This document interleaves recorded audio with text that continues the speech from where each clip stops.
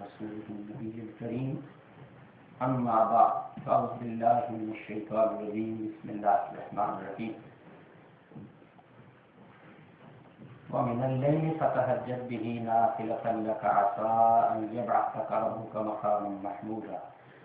وقل رب أدخلني مدخل صدق وأخرجني مخرج صدق واجعل لي من لدنك سلطانا نصيرا صدق الله العظيم وصدق رسوله النبي الكريم ونحن على ذلك لمن الشاهدين والشاكرين والحمد لله رب العالمين. معزز حاضرین و سامعین و ناظرین کرام و سامعات، الحمدللہ اسلامک سینٹر سے عرصہ دراز سے قرآن و حدیث کے اشاعتی سلسلے میں ہر سیٹرڈے کو اور سنڈے کو درس حدیث اور درس قرآن پاک کا سلسلہ جاری ساری ہے. گو کہ درس قرآن پاک حضرت علامہ برار حسین قریشی صاحب دیتے ہیں. آج مجھے یہ سعادت نصیب ہو رہی ہے 15ویں پارے کی سورہ بنی اسرائیل کی آیت نمبر 79 اور 80 تلاوت کر کے اپنی زبان کو مزین کیا ہے. اللہ تبارک و تعالی آپ کو حق سننے کی، مجھے حق بیان کرنے کی اور ہم سب کو حق پر عمل کرنے کی توفیق عطا فرمائے. آمین. یہ دنیا عارضی ہے اور اس دنیا میں ہم جو آئے ہیں، ہماری زندگی کا مقصد اور مدعا کیا ہے. حضور صلی اللہ علیہ وسلم پر اترنے والا قرآن ایک ایک آیت ہمیں اس رہنمائی اور ہمارے لیے مشعل راہ، نور ہدایت کا سامان ہے. اللہ تعالیٰ ارشاد فرماتا ہے وَمِنَ اللَّيْلِ فَتَهَجَّدْ بِهِ نَافِلَةً لَكَ عَسَىٰ أَن يَبْعَثَكَ رَبُّكَ مَقَامًا مَحْمُودًا. حضور صلی اللہ علیہ وسلم کی ذات بابرکات کو اللہ رب العزت نے جس انداز سے اس میں مخاطب فرمایا، یہ پورا رکوع دنیا کے اور آخرت کے معاملات کی طرف نشاندہی کرتا ہے. اور اللہ تبارک و تعالیٰ نے اس میں خاص طور پر جو ذکر کیا ہے، اے حبیب پیارے، رات کے اس حصے میں جب اللہ تعالیٰ کی کم و بیش ساری مخلوقات اپنے اپنے استراحت اور آرام میں محو ہوتی ہے، اس وقت اٹھ کر نفل نماز پڑھنے کے لیے اللہ تبارک و تعالیٰ فرماتا ہے مجھے یہ ان تمام بندوں میں وہ بندہ بڑا پیارا لگتا ہے جو اٹھ جائے اور پھر وضو کر کے میری بارگاہ میں حاضری دے. امت کے لیے تہجد کی نماز نفل ہے، لیکن آقا پاک صلی اللہ علیہ وسلم پر تہجد کی نماز فرض تھی. عَسَىٰ أَن يَبْعَثَكَ رَبُّكَ مَقَامًا مَحْمُودًا. حبیب پیارے، قریب ہے وہ وقت کہ جب ہم آپ کو، یعنی آپ کا رب آپ کو مقام محمود پر فائز فرمائے گا. معزز سامعین و ناظرین کرام، عصا عربی زبان میں جب آتا ہے، اس کی نسبت جب بندوں کی طرف ہو تو اس میں تشکیل کا مادہ موجود ہوتا ہے. لعل اور عصا یہ دو ایسے ورڈ ہیں، اگر ان کی نسبت بندوں کے بجائے کسی نبی کی طرف یا اللہ کی طرف ہو جائے تو صاحب قاموس اور اسی طرح علامہ راغب اصفہانی نے مفردات میں جو نقل کیا ہے وہ یہ ہے کہ اس طرف جب یہ نسبت ہم اللہ کی طرف یا اللہ کے حبیب کی طرف یا اللہ کے کسی نبی کی طرف کریں گے تو اسی معنی کو جو عام لوگوں کے ساتھ شک والی بات ہوتی ہے وہی معنی اس عبارت کے اندر جیسے آیا ہے تو وہ پکا اور پختہ یقین کے ساتھ آتا ہے. فرمایا کہ وہ رب تیرا تجھے اے حبیب پیارے اس مقام محمود پر فائز فرمائے گا. حضور صلی اللہ علیہ وسلم ارشاد فرماتے ہیں کہ مجھے اللہ رب العزت نے قیامت والے دن یہ اعزاز بخشا ہے۔ قیامت کے دن جب لوگ اٹھیں گے تو میری امت ایک ٹیلے پر ہوگی، میرا رب مجھے سب جوڑا پہنائے گا اور پھر مجھے وہ کلمات کہنے کی اجازت دے گا جو وہ چاہے گا، پھر میں وہ کلمات کہوں گا۔ حضرت سیدنا حسن بن علی رضی اللہ تعالیٰ عنہ آقا پاک کے پیارے پیارے نواسے، آپ فرماتے ہیں کہ میں نے ایک دن نانا جان سے پوچھا، یا رسول اللہ صلی اللہ علیہ وسلم وہ کیا کلمات آپ ارشاد کریں؟ تو حضور نے فرمایا، حسن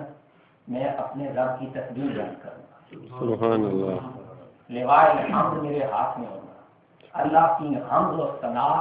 حضور پاک فرما رہے ہوں گے۔ فرمایا اس وقت مجھے اللہ تعالیٰ مقام محمود عطا فرمائے گا۔ اور یہ تفسیر صدری میں اور شعب الایمان میں اور مصنف عبدالرزاق کے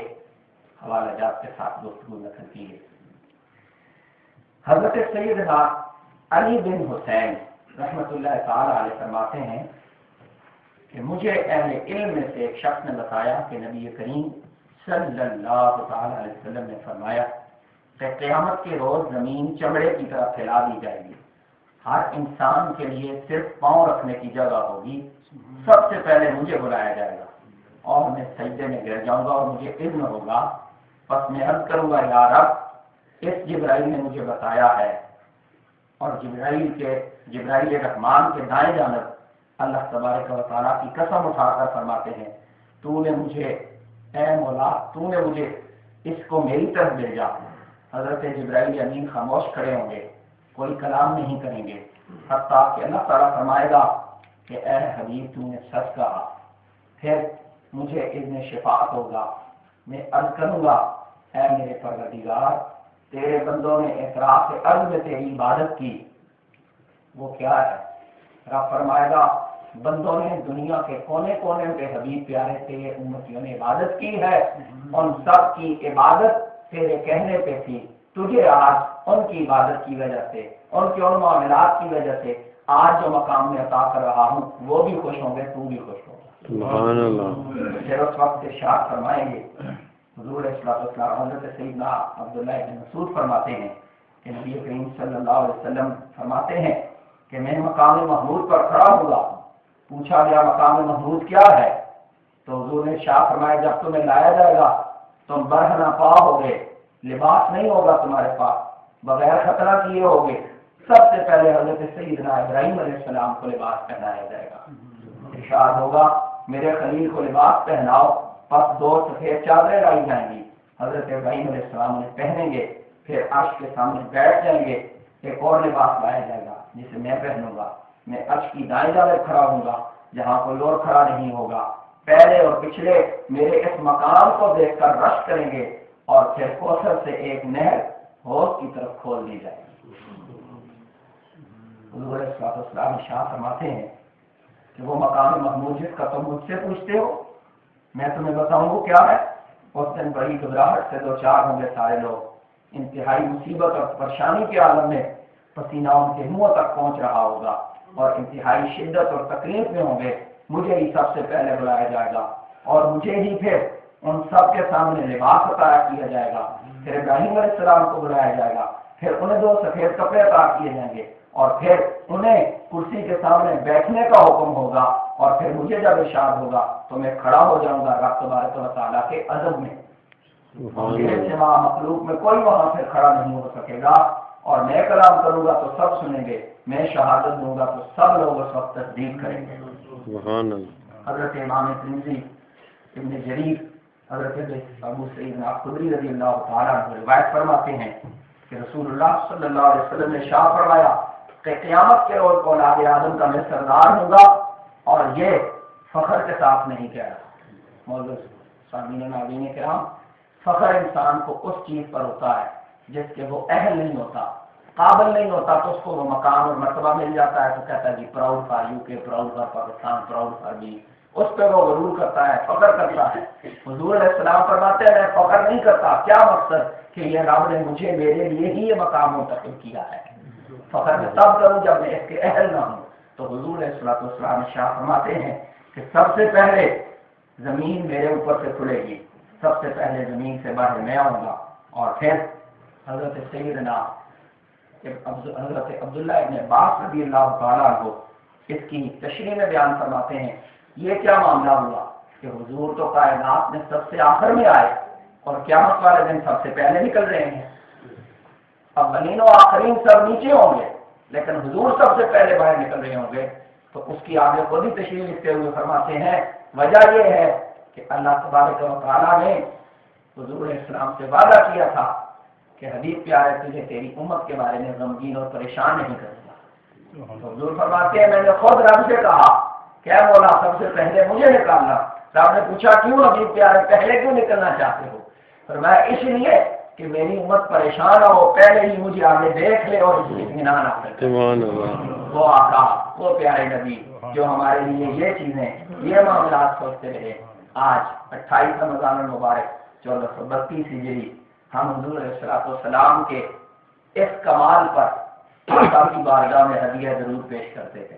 حضور کی بارگاہ میں ہدیہ نیاز پیش کرتے ہیں۔ حضور علیہ السلام کے گنبد خضرا پر کروڑوں رحمتیں سلام اور درود ہوں کہ آقا نے اپنی امت کے ساتھ کتنی محبتیں اور کتنا پیار فرمایا۔ اللہ تعالیٰ مجھے بھی اور آپ کو بھی اور سب سننے والوں کو حضور علیہ السلام کی شفاعت کبریٰ نصیب فرمائے۔ جب آقا پاک مقام محمود پر متمکن ہوں، اللہ تبارک و تعالیٰ ہمارے گناہوں کی طرف نہیں، کالی کملی والے کے اس مقام محمود کا واسطہ ہمیں بے حساب جنت عطا فرما۔ ہمیں رمضان المبارک کی بابرکت ساتھوں میں اللہ اپنے محبوب علیہ السلام کا قرب عطا فرما۔